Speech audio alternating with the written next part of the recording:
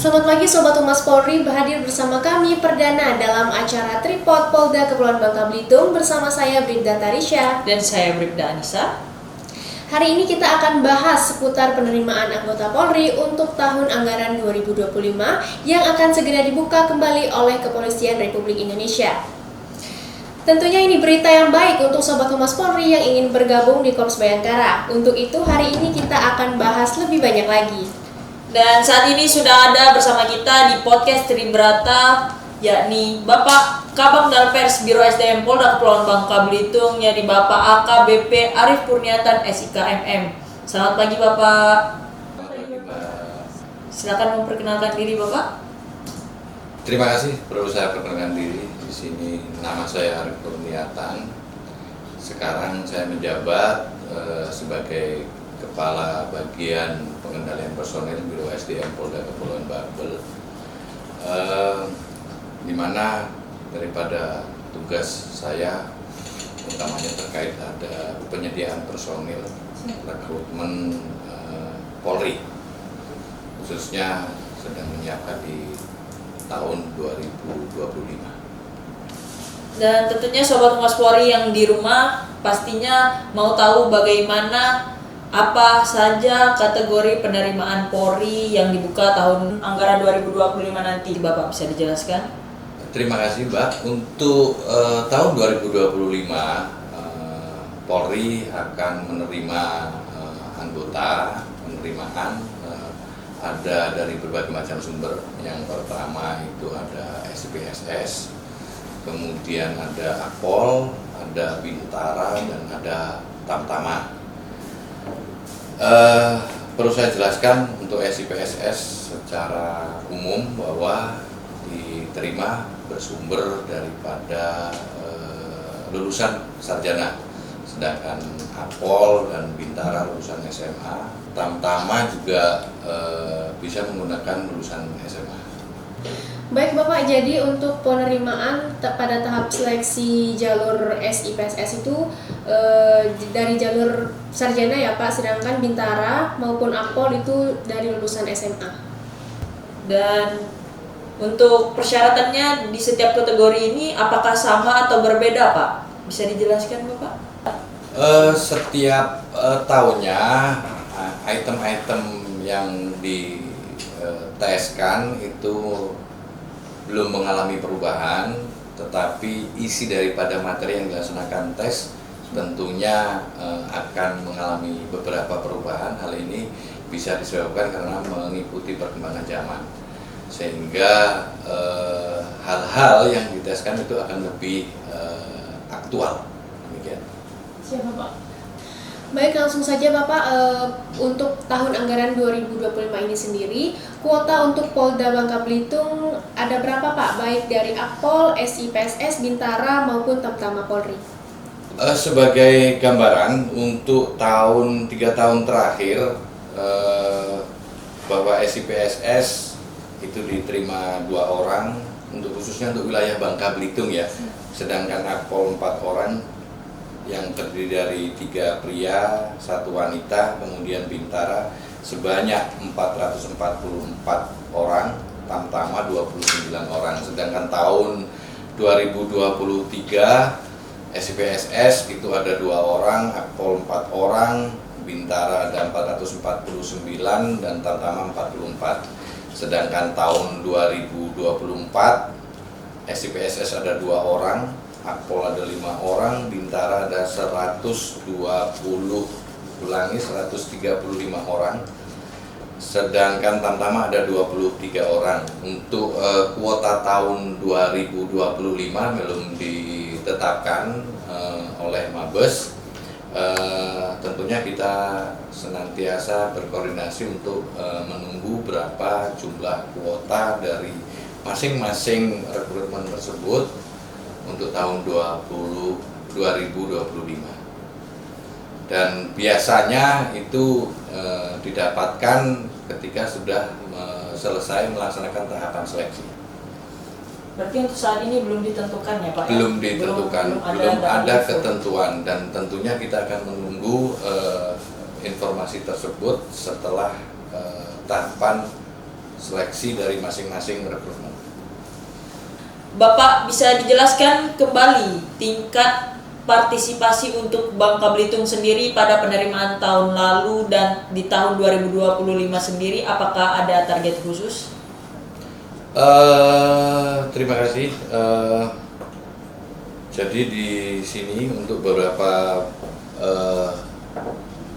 tingkat penerimaan untuk wilayah Polda Kepulauan Bangka Belitung untuk SIPSS itu ada Animo sebanyak 24 orang, kemudian Akpol 81 orang, terdiri dari 70 laki-laki dan wanita 11, Bintara Polri, karena di sini Bintara yang menduduki jumlahnya paling banyak 1.781, kemudian Bintara Polwan sebanyak 339, Tamtama 159.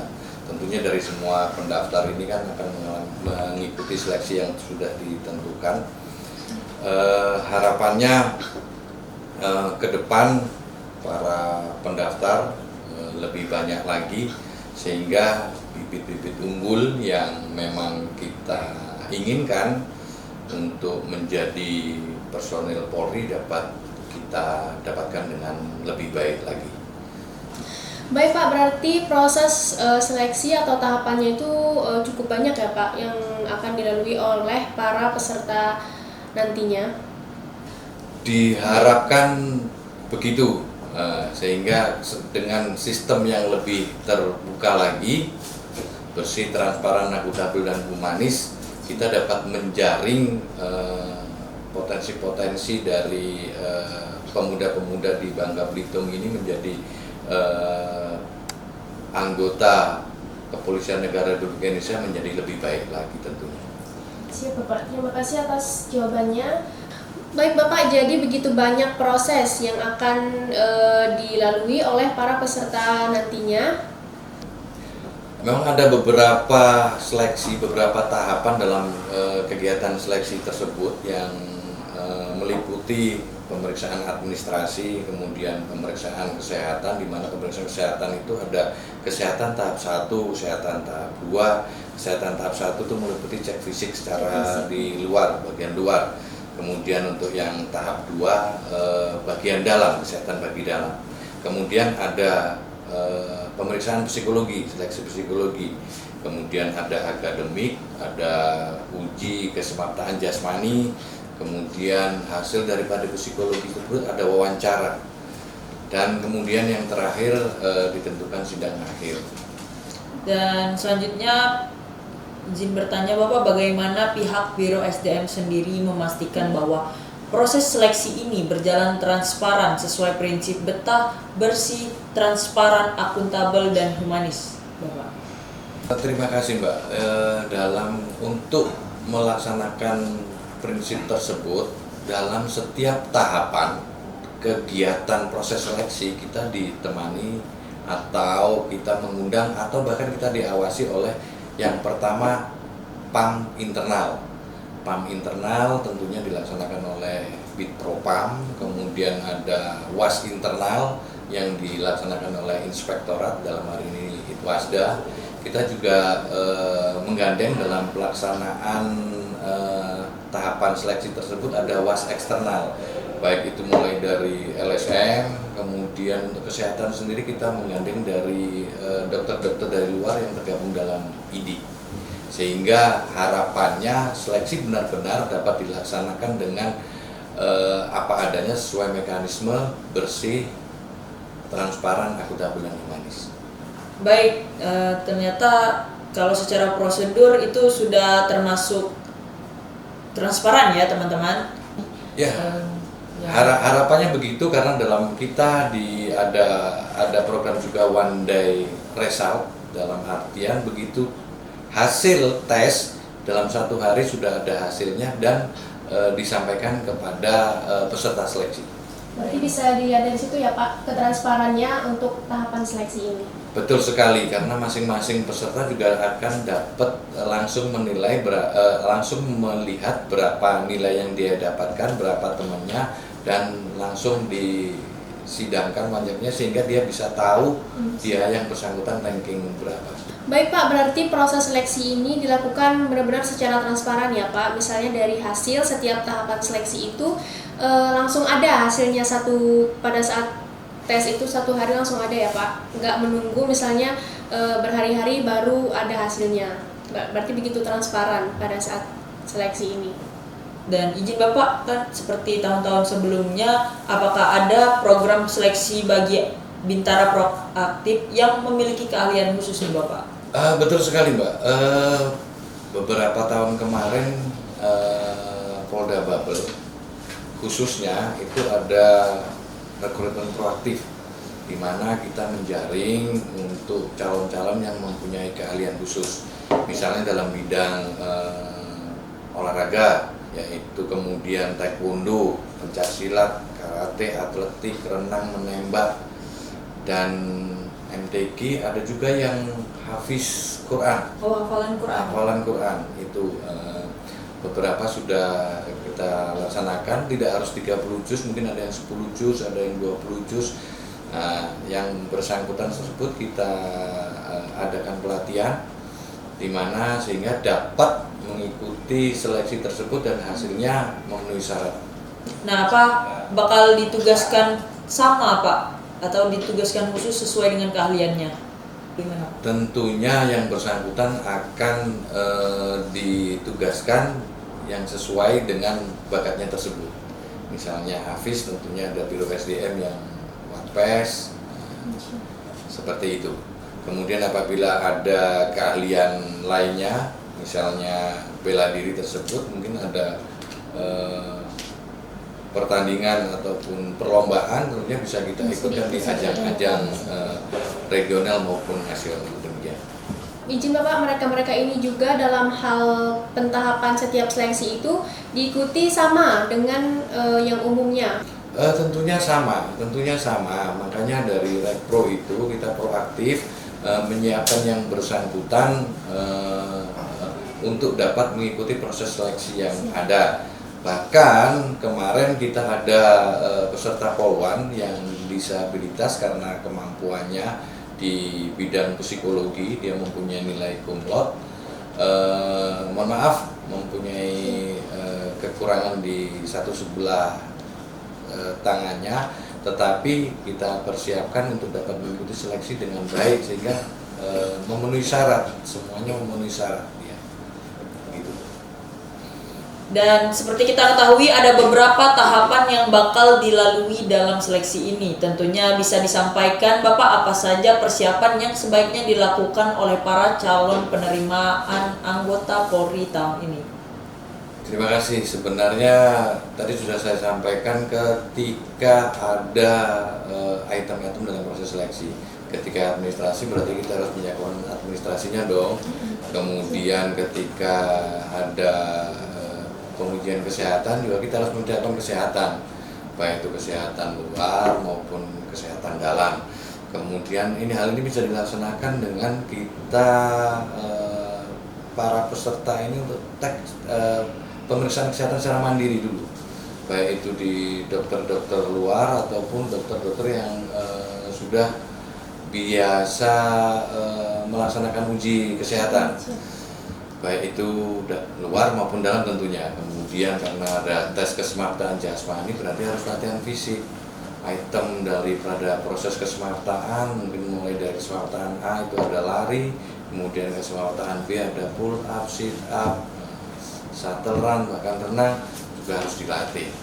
Kemudian terkait dengan uji akademik berarti harus dia pengetahuan apa yang didapetin di sekolah, kemudian pengetahuan umum, kemudian bukan hanya itu saja, dia harus mempelajari referensi terkait dengan soal-soal yang ada yang sekarang sudah banyak dijual bebas. Demikian.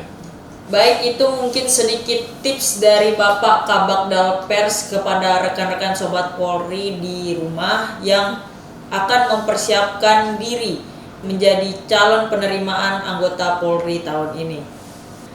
Baik Pak, untuk selanjutnya bisa disampaikan mungkin himbauan ke masyarakat serta bagaimana masyarakat bisa mendapatkan informasi yang lebih lanjut mengenai penerimaan Polri. Terima kasih.